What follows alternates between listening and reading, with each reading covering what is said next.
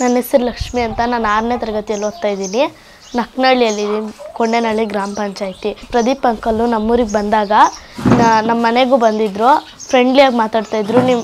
ನೀವೇನು ಭಯ ಬೀಳಬೇಡ್ರಿ, ಅನಾಥ ಮಕ್ಳು ಅನ್ನೋದೇ ಬಿಟ್ಬಿಡ್ರಿ, ನಾನು ನಿಮ್ಮ ಅಪ್ಪ ಅಮ್ಮ ಥರ ಇರ್ತೀನಿ, ನನ್ನನ್ನೇ ಅಂದ್ಕೊಳ್ರಿ ಅಂತೇಳಿದ್ರು. ಅವರೆಲ್ಲ ಎತ್ಕೊಂಡಾಗ ನನ್ನ ತಂಗಿನೆಲ್ಲ ತಂದೆ ಥರ ಆಗಿತ್ತು. ಅವ್ರು ನಮ್ಮ ಅನಾಥ ಮಕ್ಕಳೇ ಅಲ್ಲ, ನಾವು ಅವ್ರಿರೋವರೆಗೂ ನಾವು ಏನು ಅಂದ್ಕೊಬಾರ್ದು ಅಂತೇಳಿದ್ರು. ನಾನಿರೋವರೆಗೂ ನಿಮ್ಮ ಅಪ್ಪ ನಿಮ್ಮಮ್ಮ ಎಲ್ಲ ನಾನೇ, ಓದಿಸೋದು ನಾನೇ, ಎಲ್ಲ ಮಾಡ್ತೀನಿ ಅಂತೇಳಿದ್ರು. ನೀವೇನು ಭಯ ಬೀಳಕ್ಕೆ ಹೋಗಬೇಡ್ರಿ, ನೀವೇನು ಸಾಧಿಸ್ಬೇಕು ಅಂದ್ಕೊಂಡಿದ್ರು ಅದೆಲ್ಲ ಸಾಧಿಸ್ರಿ ಅಂತೇಳಿದ್ರು. ಮತ್ತು 2 ಲಕ್ಷ ಕೊಡ್ತೀನಿ ಅಂತೇಳಿದ್ರು. ಬಂದು ಅದೇ ಮಾತು ಮೇಲೆ ಮಾರನೇ ದಿನ ಹಂಗೆ ಬಂದು ಕೊಟ್ಟರು. ಮತ್ತು 2 ವರ್ಷ ಇದ್ದಾಗ ನಮ್ಮಪ್ಪ ನಮ್ಮಮ್ಮ ತೀರ್ಕೊಂಬಿಟ್ರು. ನಾನು ನಮ್ಮ ಅತ್ತೆ ಮಾವ ಮನೆಯಲ್ಲಿದ್ದೀನಿ. ಈಗ ಅವ್ರು ಚೆನ್ನಾಗಿ ನೋಡ್ಕೊತಾರೆ. ಪ್ರದೀಪ್ ಅಂಕಲ್ ಬಂದಾಗ ನಮಗೆಲ್ಲ ಖುಷಿಯಾಗುತ್ತೆ. ಅವ್ರ ವೀಡಿಯೋಸ್ ನೋಡಿ ಇನ್ನು ಅನಾಥ ಮಕ್ಕಳಿಗೆಲ್ಲ ಕೊಡ್ತಾ ಇರ್ತಾರೆ. ಅನಾಥ ಮಕ್ಕಳಿಗೆ ಯಾರ ಅಮ್ಮ ಅಪ್ಪ ಇಲ್ಲ, ಅವ್ರಿಗೆಲ್ಲ ತಂದೆ ಥರ ಇರ್ತಾರೆ.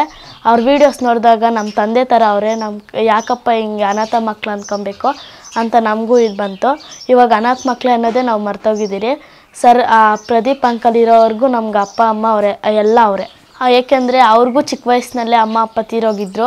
ಅವ್ರಿಗೂ ಅನಾಥ ಮಕ್ಕಳಂದರೆ ಹೆಂಗಿರ್ತಾರಪ್ಪ ಅಂತ ಅವ್ರಿಗೂ ಫೀಲ್ ಬಂದಿತ್ತು. ಅದಕ್ಕೆ ನಾವೆಷ್ಟು ಜನರಲ್ಲಿದ್ದರೂ ಅವ್ರು ನಮ್ಮನ್ನು ಹುಡುಕಿ ನಿಮಗೆ ಅಪ್ಪ ಅಮ್ಮ ಇಲ್ವಾ ಅಂತ ಕೇಳಿದ್ರು. ನಾವು ಅದಕ್ಕೆ ಇಲ್ಲ ಅಂತ ಹೇಳಿದ್ರಿ.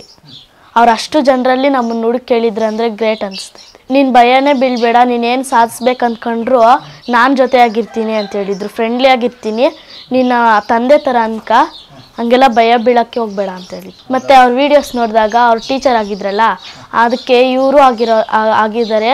ಅವ್ರ ವೀಡಿಯೋಸ್ ನೋಡಿದಾಗೆಲ್ಲ ನಾವು ಹಿಂಗೆ ಆಗಬೇಕು, ನಾವು ಯಾಕೆ ಮಾಡಬಾರ್ದು, ನಮಗೂ ಇಂಥ ಇದು ಬರಬೇಕಲ್ಲ ಅಂದ್ಕೊಂಡಿದ್ರು. ಅವರು ನಮಗೆಲ್ಲ ನೀನು ಭಯನೇ ಬೀಳಬೇಡ ಅಂತ ಭರವಸೆ ಕೊಟ್ಟಿದ್ರು. ಟೀಚರ್ಗಳು ಏನನ್ನ ಇದು ಮಾಡಬೇಕಂದ್ರೆ ಎಲ್ಲ ನಮಗೆ ಭರವಸೆ ಕೊಟ್ಟಿದ್ರು. ನೀವೇನು ಮಾಡಬೇಕಂದ್ರೂ ಸಾಧಿಸಲೇಬೇಕು ಅಂತೇಳಿದ್ರು. ನಾವು ಸಾಧಿಸಿ ಅವ್ರಿಗೆ ತೋರಿಸ್ಬೇಕು ಅಂದ್ಕೊಂಡು ನಮಗೆಲ್ಲ ತುಂಬ ಖುಷಿಯಾಗುತ್ತೆ. ಹಿಂಗೆ ಮಾಡ್ತವ್ರಲ್ಲಪ್ಪ ಅಂತ. ಅವ್ರಿಗೂ ಏನು ಫೀಲ್ ಆಗದಿರಂಗೆ ಎಲ್ರಿಗೂ ಮಾಡ್ತವ್ರೆ ಅಂತ ಅನಿಸುತ್ತೆ. ನಾನು ಲಾಸ್ಟ್ ಟೈಮ್ ಒಂದು ವೀಡಿಯೋ ನೋಡ್ತಾ ಇದ್ದೆ. ಆಗ ಅನಾಥರು ಅಂತ ಹೇಳ್ಬಿಟ್ಟು ಅಮ್ಮ ಅಪ್ಪನ ಎಲ್ಲೋ ಬಿಟ್ಬಿಟ್ಟಿದ್ರು ಅನಾಥಾಶ್ರಮದಲ್ಲಿ. ಆವಾಗ ಪ್ರದೀಪ್ ಅಂಕಲ್ ನೋಡಿಬಿಟ್ಟು ಹಿಂಗೆಲ್ಲ ಬಿಟ್ಟವ್ರೆ ಅಂತ ಹೇಳ್ಬಿಟ್ಟು ಕಂಪ್ಲೇಂಟ್ ಮಾಡಿಬಿಟ್ಟು ಫಸ್ಟ್ ಅವ್ರ ಮಕ್ಕಳನ್ನ ಜೈಲಿಗೆ ಹಾಕ್ರಿ ಅಂತ ಹೇಳಿದರು. ಪೊಲೀಸವ್ರಿಗೆ ಕಂಪ್ಲೇಂಟ್ ಕೊಟ್ಟಿದ್ರು. ನಮಗೆ MLAನೇ ಅನಿಸ್ತಾ ಇಲ್ಲ, ಒಬ್ಬ ದೇವ್ರ ಥರ ಅನಿಸ್ತೈತೆ. ನಮಗೆ ಅನಾಥ ಮಕ್ಕಳಿಗೆಲ್ಲ ಇಷ್ಟು ಹೆಲ್ಪ್ ಮಾಡ್ತಾಯಿದ್ದೀರಲ್ಲ ಅಂಕಲ್, ಅದಕ್ಕೆ thank you so much uncle, love you uncle.